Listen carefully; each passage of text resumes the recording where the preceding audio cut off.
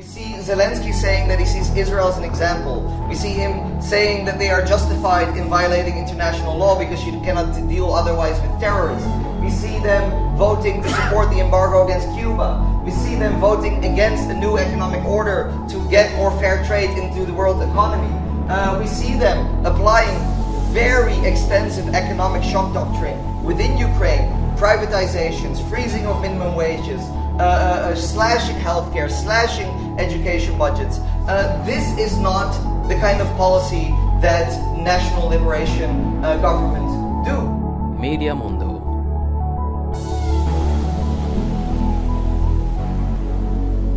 When we're talking about Ukraine, I think the complicated thing is that there's a lot of things happening at the same time.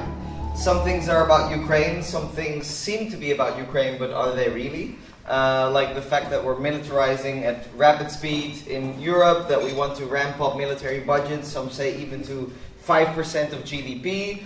Are those really about Ukraine? I actually doubt it. I think they are much more about imperialism, and Ukraine is kind of used as an excuse or as a pretext to ramp up those military budgets. So for that reason, I'll first talk a bit more generally about imperialism and the role of NATO in there, and I'll only talk towards the end more specifically about the case of Ukraine. So let me start with the idea that Europe supposedly and NATO supposedly feels threatened by Russia. And this is why we need to, add another 800 billion to the budget. Well, if we look here to the right, I'm not sure if everybody can see it, but the US-led military bloc basically spends about 3/4 of global military spending. Even if we would take out the United States, even if we have, sometimes they say no, but Russia has cheap personnel costs and things like that. Even if we correct for price differences, we take out the United States, NATO plus Ukraine is still spending 3 times more on the military than Russia. And also, very basically, if we look at the main dynamics on the battlefield in Ukraine, basically after 3 years of major warfare, what Russia conquered in Ukraine, and it's even including Crimea, which wasn't really conquered in conventional military warfare, it would still be equal to 2% of NATO European territory. So, in this context, is it really logical that we would see Russian tanks on the footsteps of Amsterdam anytime soon? I do not think so. And actually, we've been here before. We've been here before when NATO was founded. When NATO was founded in 1949, just before, you had a very similar war scare, the idea that the Soviet Union was about to invade any second now. It was, on all the radio waves.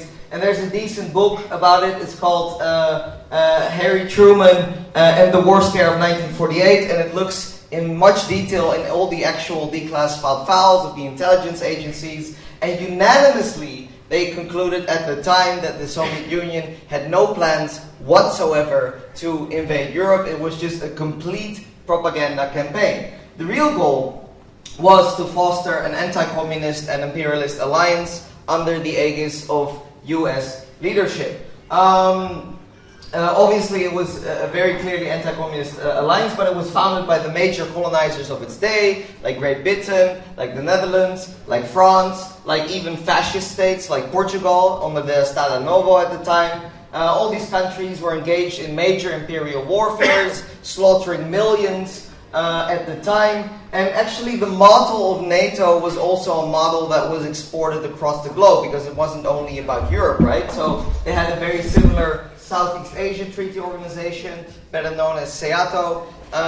They had a Middle East Treaty Organization, or the NATO, they had the Organization of American States, and all of them were filled with right-wing dictatorships, with colonizers, like the Middle East Treaty Organization. Britain was still like a major colonial power in the region at the time.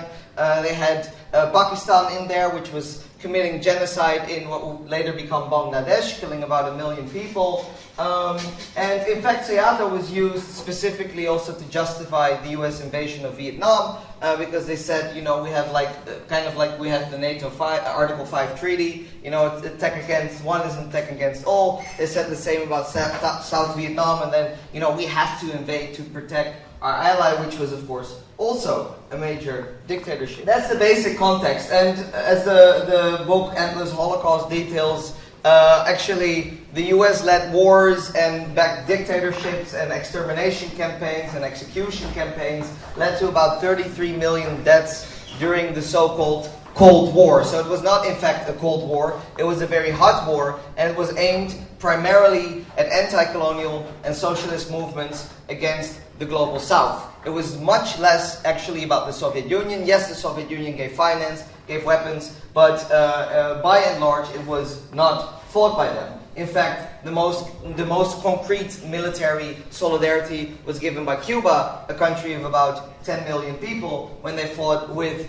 the people of Africa against apartheid in the entire South African region. So,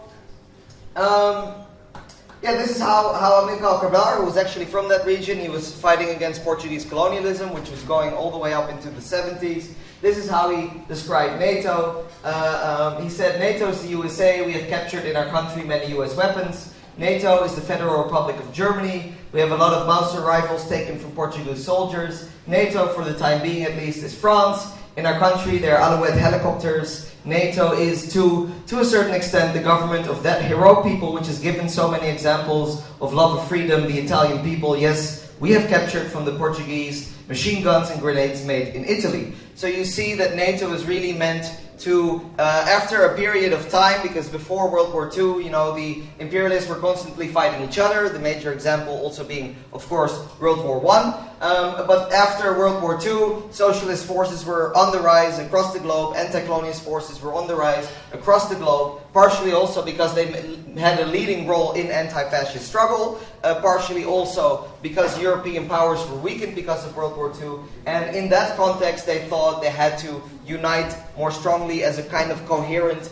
imperialist bloc, and this is exactly what we see NATO is doing. So the basic context of imperialism is that it drains labor, resources, energy, and land from the global South year in and year out to feed basically the corporate profits of the global North. And this has continued to this day.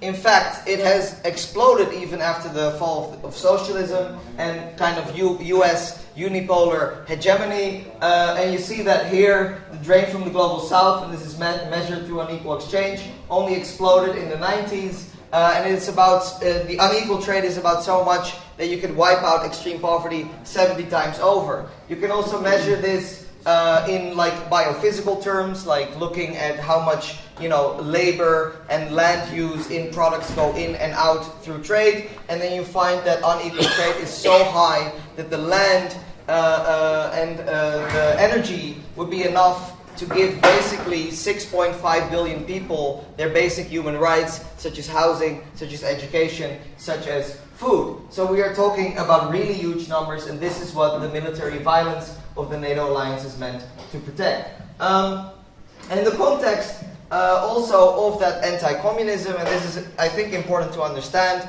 is that the anti-colonial struggle, obviously not all were communists, but at least all of them had some form of socialism. They had some form of wanting affordable housing, affordable care, taking back their economies, nationalizing the industries. This was the mainstream. Even people like Sukarno, who had also tensions with communist movements. You had the Madjun affair, of course. But even someone like him also said, my ideology is a combination of Islam, communism, and nationalism. So this was the mainstream, and we also see basically, and this is even if we look at IMF, World Bank data, which are like the arch capitalist institutions of the world, that we see that if you compare countries at similar levels of GDP, just basic life expectancy, doctors per capita, and all those kind of really basic structures show that socialist countries were performing much better. And even anarchists like Noam Chomsky, who are no fan at all of the Soviet Union,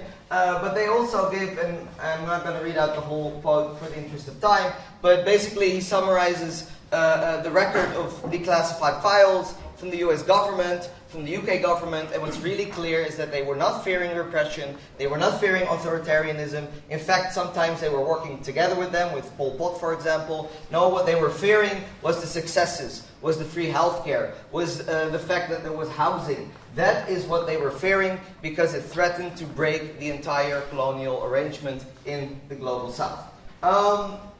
So the role of NATO is also to basically create a framework for the interoperability of armies. So you also make sure that the arms industries become integrated. It is also a blatant aggressive alliance in some cases, like the occupation of Afghanistan, the invasion of Libya literally happened under the NATO alliance. Interesting case, if we're talking about NATO expansion into Eastern Europe, is that, you know, even in that context, it's not actually defensive. If we look, for example, at the US invasion of Iraq, it was very, very unpopular across Europe, even in the United States, and for that reason, some European leaders in Germany and France had some mild criticism. Honestly, it wasn't good enough. They were more like about, you know, UN Security Council clearance and stuff like that. But still, they had some critique. And then Secretary of Defense Rumsfeld says, you know, when he's critiqued about, you know, you don't have NATO on your side, he says, well, now you're thinking of Europe as Germany and France. I don't think, I think that's the old Europe. If you look at the entire NATO Europe today, the center of gravity is shifting to the east, and then basically he goes on about that, how they are supporting them. And the Polish foreign minister at the time in 2003 literally said openly, we have never hidden our desire for Polish oil companies to finally have access to sources of commodities. So NATO is about integrating new countries within the imperialist bloc. It is not actually about defense. People do have a right to defense, but NATO is not the architecture that is meant for that. So is there actually a rift within NATO? Well, right now, of course, with Trump, this is what people are saying, and that's why we have to ramp up defense expenditure. Well, I already gave you the numbers, but I'm actually even very skeptical about the idea that there's any significant rift at all. In fact, when I was writing the book, we had very similar hysteria in 2016. And in fact, Trump was very consistent at the time. He said, if only as a threat, like stepping out of NATO, etc., if you do not ramp up defense spending. The main goal is to actually militarize NATO, not to abolish NATO, and 2/3 of the weapons expenditure of European NATO countries actually come from the United States. So it's a bit ridiculous that you think you are going to be independent by ramping up military expenditures, which are literally feeding the war machine in the United States that is invading countries across the globe. And even this very idea that there's like this kind of, you know, authoritarian alliance between Trump and Putin, I don't think that's going to be consistent at all. I won't get too much into that, but even the basic numbers, if we look at, for example, data from Freedom House, which is literally US government funded, so this is like their terms, then basically 75% of dictators in the world also receive military backing from Joe Biden. And actually before that, from Obama, from Bush, from Trump. Before that, it's very consistent and it's very bipartisan. And yeah, I'm actually going to run short of time, which is annoying, because I should have talked more about Ukraine. I think I'm gonna stick to this slide maybe only then, and not go into the whole history. If you do want to get into the whole history of like the last, basically since 2014, we can get into that into the discussion maybe. But I think the most important question now is about what the right metaphor is to understand Ukraine, right? I think most Western imperialists, most people who want to justify endless more expenditure for NATO, want to compare it basically to World War II. They say anyone calling for peace is like, you know, Munich, is like appeasing the Nazis all over again.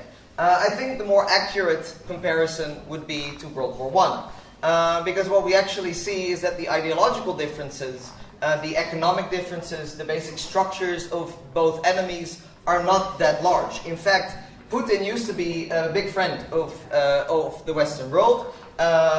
He was the follow-up of Yeltsin, who, you know, Bill Clinton compared even to Abraham Lincoln because he was privatizing everything and they loved it. And when they were bombing Chechnya, it was all fine because it was our ally. And when Putin was bombing Chechnya, actually in the early 2000s, he got standing ovations in the German parliament. George Bush Jr. was, saying he looked into his eyes and he saw his soul and he's a very decent man. Tony Blair from the Labour Party, so it was not just the right wing, was saying very similar things. So the real tensions with Russia was really because Russia feared, especially from the invasion of Iraq, that like many allies, because Saddam Hussein, of course, in Iraq used to also be an ally, that he might be next. And basically that's why tensions ramped up, and he would have liked to play ball, but basically the West did not really allow him and just kept expanding NATO to their borders. So Ukraine itself, of course, is a victim of aggression. I'm not going to get too much into the civil war before. I do think actually Ukraine at that time was more of an aggressor, but after 2022, the war zone by Russia expanded massively also into zones where there's no significant separatism.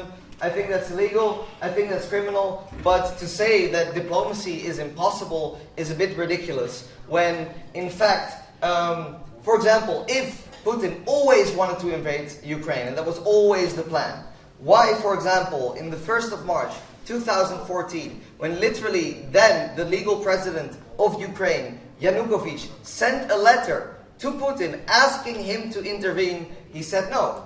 When before that there was an accord with the opposition in Ukraine to build a government of national unity and to hold new elections. It was negotiated with European leaders, including Polish European leaders. Actually, the Polish Foreign Minister, Sikorski, literally said that it was Putin who pressured Yanukovych to sign the agreement. When the rebels, year in, year out, asked for Russia to annex Donbass, he refused. In fact, the Minsk agreements were there for 8 years. It was Russia that actually put it into the UN Security Council for clearance and that supported it. So I can go on, but honestly, there's so many examples where there was a diplomatic solution possible. It is very clear that the main issue for Russia is NATO expansion, and it's very clear that the negotiated solution is possible in that context. So Ukraine is waging a defensive war,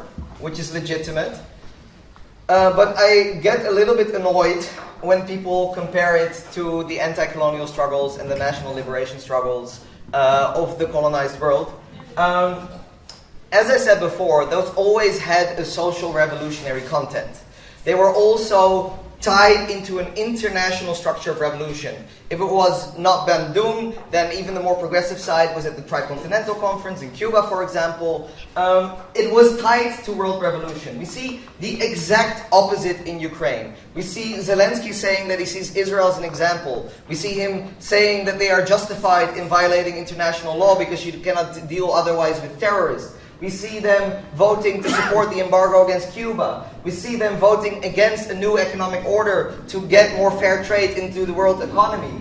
We see them applying very extensive economic shock doctrine within Ukraine, privatizations, freezing of minimum wages, slashing healthcare, slashing education budgets.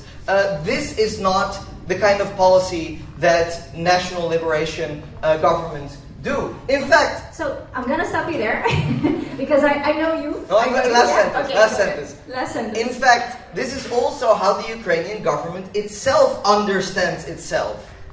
Like literally, like the Kiev Independent recently published an article comparing themselves to South Vietnam. Like the puppet dictator backed by the US to invade Vietnam. And they compared Trump to, the United States pulling out in 75. They understand themselves as part of the Western imperialist world. This is very explicit, and this is very clear, and it's very naive for leftists to think any other. Media Mundo.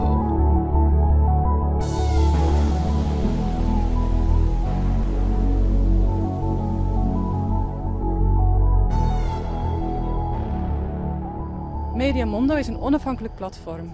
We ontvangen geen subsidie, we zijn niet verbonden aan wat voor instantie dan ook. Om ons werk te kunnen doen zijn we dus afhankelijk van individuele sponsoring.